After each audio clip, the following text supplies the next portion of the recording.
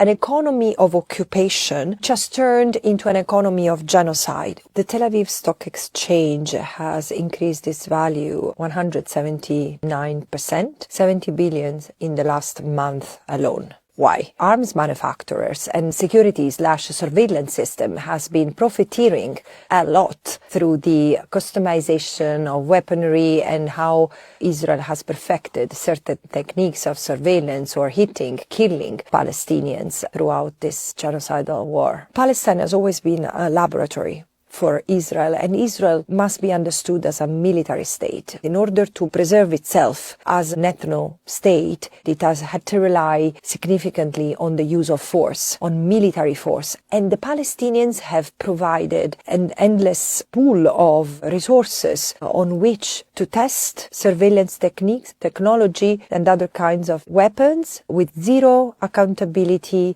zero scrutiny, and a lot of return. One people enriched and another erased. Israel's economy is a business of erasure, of elimination. 60,000 people have been killed. Over 100,000 have been maimed. 1/3 of the killed ones are children. The harm that has been done to the Palestinians is enormous and can hardly be met by justice. However, there is something absolutely abominable in the way this genocide has been committed. This is a genocide that has been enforced through weaponry, technology, and surveillance systems of the 21st century. If I look back right now, after 3 years of this mandate as a special rapporteur, I see a continuum in various pieces of work that I've done. Israel has violated the right of self-determination of the Palestinians, like the rights to exist on the little land that remains to them, politically, culturally, economically. It has strangled the possibility for them to have an economy by controlling their resources, land, water, fuel, gas, and diverting them and the profits that others could make out of them toward itself. And this is why I insist today we need to stop feeding this illusion that there is a good Israel and a bad Israel, a good Israel with whom it's okay to do business, while if you cross the green line and you get into the colonies, then it becomes problematic. No, it's Israel which commits violations of the right of self-determination, which maintains an unlawful occupation, which advances annexation, and therefore it's Israel which today must face sanctions, divestment, and based on what civil society is increasingly and successfully doing, boycotts. The report exposes an economy of occupation which has turned into an economy of genocide. For decades, Israel has advanced its settler colonial project, enabled, facilitated, supported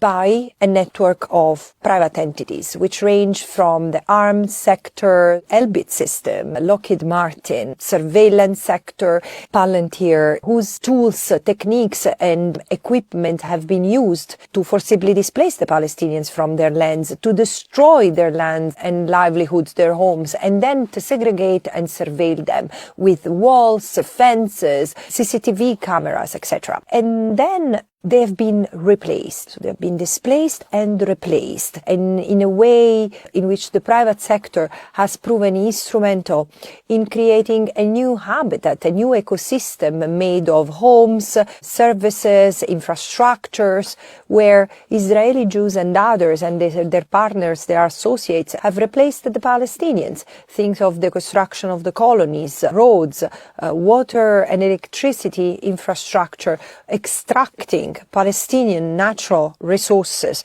and then producing goods and services and circulating them, connecting to a domestic, regional and international sets of markets. If Palestine was a crime scene, it would have the fingerprints of all of us. So, for example, Airbnb and Booking.com advertise properties on land that settlers and the State of Israel have stolen from the Palestinians. We continue to normalize the occupation through a click. And this is not even the end of the story, because there has been a network, a web of enablers made of banks like BNP or Barclays, financial entities like BlackRock and Vanguard, and even universities which have lended legitimacy and financial means, funds, endowments to the system to thrive.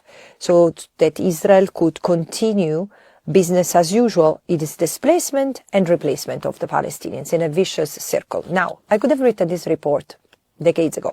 And still, what has happened now is that instead of disengaging from this economy of occupation, which is unlawful, and we need to understand the legal framework there, because it implies responsibility and possibly liability of companies and their executives, is that instead of disengaging, these companies have maintained their entwinement with this economy and have even profited more. Hyundai has been providing machinery that has been used to demolish Palestinian infrastructure in the West Bank. And now that machinery is being used to pulverize Gaza. Same with Volvo. Volvo has been providing buses used to connect colonies and the colonies to Israel. Or thinks of the weaponry that has been enhanced and rendered more sophisticated through the support of artificial intelligence and other technologies in order to become more lethal at a reduced cost of life for the Israelis, like unmanned technologies, quadcopters, killing drones. So all this has generated an incredible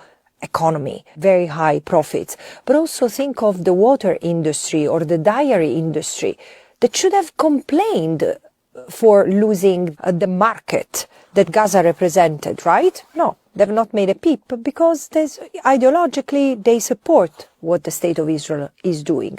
And universities have not disentangled from partnership with the Israeli universities or with the Israeli defense sector and other forms of research in the name of neutrality. But there is nothing neutral, nothing innocent in engaging with a state which commits and is accused of committing war crimes, crimes against humanity, and genocide. So this is the red line that companies have continued to cross with knowledge, intent, and purpose. And so this is why I say these people have no realization, no sense of what has